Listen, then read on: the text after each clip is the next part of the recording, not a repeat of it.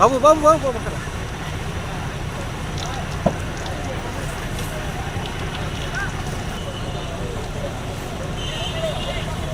ఎవరికేం కాలేదు.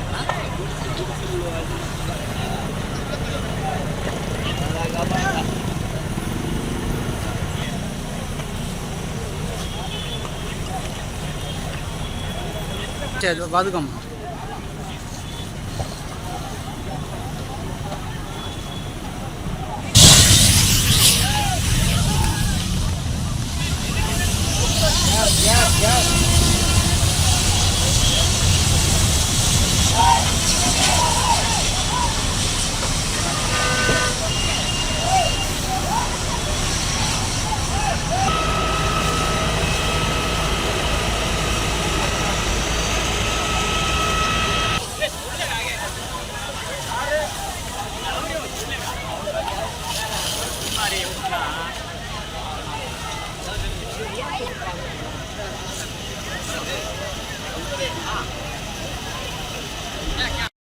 అదే గ్యాస్లో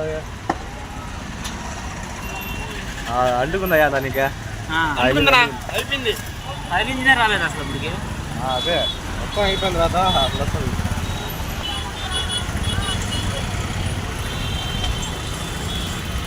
రేటు కూడా మర్చిపోయింది. గ్యాస్లు ఏం వెళ్తున్నాయా? నమస్కారం. ఈరోజు నెల్లూరు నగరంలో బర్మాషాల్ గుంట అని చెప్పి ఇక్కడ ఒక చిన్న స్లమ్ ఉంది. ఇక్కడ 13 ఇల్లుల దాకా కంప్లీట్గా కాలిపోయాయి మంటల్లో. షార్ట్ సర్క్యూటో బహుశా గ్యాస్ సిలిండర్ లీకో వి డోంట్ నో.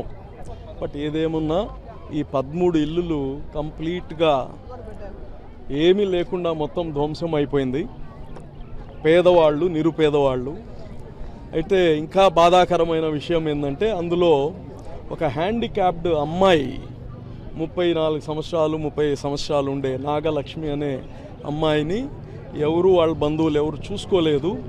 ఆ అమ్మాయి ఆ ఇంట్లోనే ఉండిపోవడం, కంప్లీట్గా మంటల్లో కాలిపోయి ఆ అమ్మాయి అక్కడనే చనిపోవడం జరిగింది.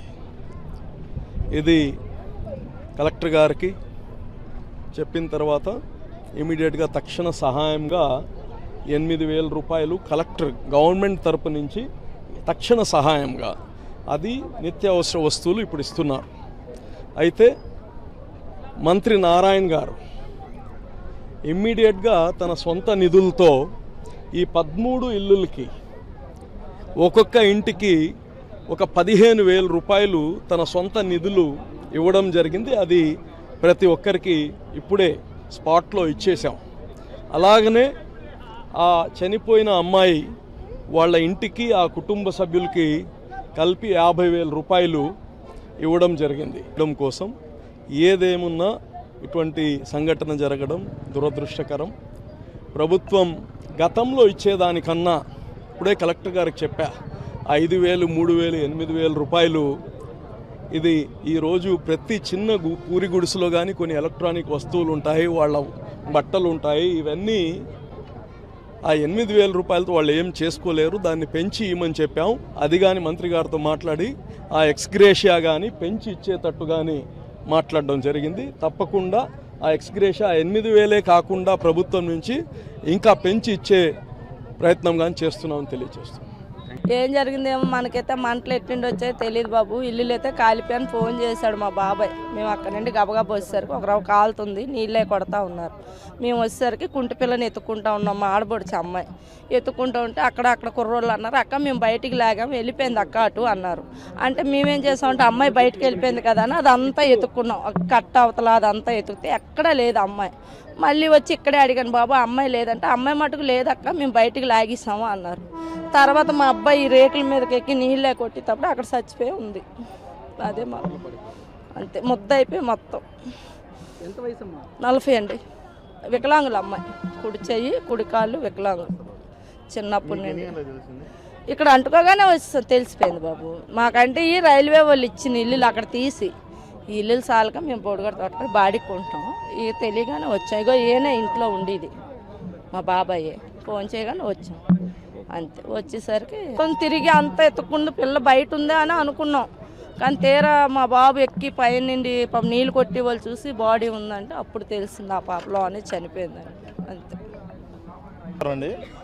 ఈరోజు మధ్యాహ్నం సుమారు 3 గంటల ప్రాంతంలో నెల్లూరు పట్టణంలోని నవాపేట పోలీస్ స్టేషన్ పరిధిలో ఉన్నటువంటి పరమశాల గుంట రైల్వే ట్రాక్ పక్కనే ఉంటుంది, సెట్టుగుంట రోడ్డు దగ్గరలో ఇక్కడ ఫైర్ యాక్సిడెంట్ జరగడం జరిగింది. ఈ ఫైర్ యాక్సిడెంట్లో 12 హట్స్ పూర్తిగా దగ్ధం అవడం జరిగింది. ఒక 3 ఇళ్ళు పాక్షికంగా కాలిపోవడం జరిగింది. అన్నీ కూడా సింగిల్ కాంపౌండ్ వాళ్ళు కలిగి ఉండి ఒకదానికొకటి దగ్గరగా ఉన్నటువంటి తాటాకులతో ఉన్నటువంటి ఇల్లు. దానివల్ల ఫైర్ ఇంటెన్సిటీ ఎక్కువయ్యి వెంటనే జరగడం జరిగింది. దీంట్లో ఫైర్ వచ్చిన తర్వాత సిలిండర్ బ్లాస్ట్ అయింది. దురదృష్టం ఏంటంటే దీంట్లో ఒక ఆడమనిషి సుమారు 40 సంవత్సరాలు అన్మ్యారీడ్ ఉమెన్ నాగలక్ష్మి అనే ఆవిడ ఫిజికల్లీ హ్యాండిక్యాప్డ్ ఈ ఫైర్లోంచి బయటికి రాలేక స్పాట్లోనే కాలిపోయి చనిపోవడం జరిగింది. దీనిపైన కేసు నమోదు చేసి దర్యాప్తు చేస్తున్నాం.